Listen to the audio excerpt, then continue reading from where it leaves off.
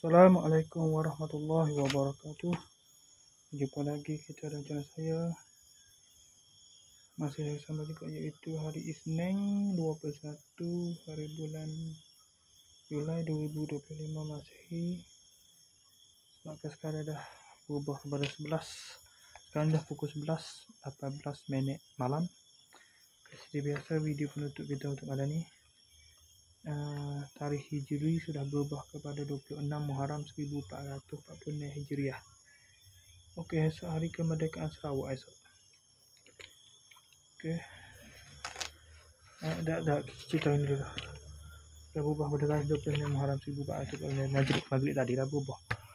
Okey, seperti biasa video katalah video penutup. Lepas pada buat video dari report tadi, saya pergi ke Kedai Fikri keluar minum petang. Lepas tu saya dapat berita esok saya tak dapat, esok tak boleh buat kerja lah, pasal bakal elektrik tak ada.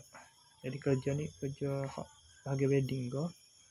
Panjang ini kerja wedding, bekerja berkaitan dengan elektrik lah, pembekal elektrik. Jadi esok rehat sehari.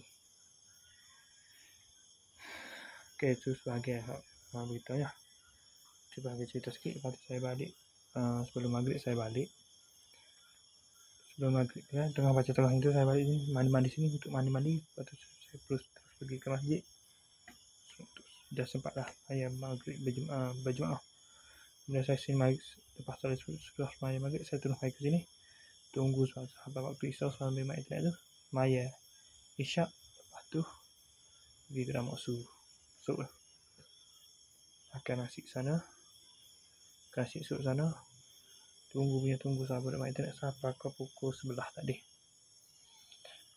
Lepas tu tak singgah Kedai Fikri lah last week ni. Sudah baik, sudah ni lah. Lepas tu sampai sini sudah balik lah. Terus naik sini, sampai sini dah sudah balik. Pukul 11 saya terus buat video ni. Okay, saya rasa sekadar itu saja untuk sesi video penutup kita untuk malam ini. Assalamualaikum, jumpa lagi. Bye.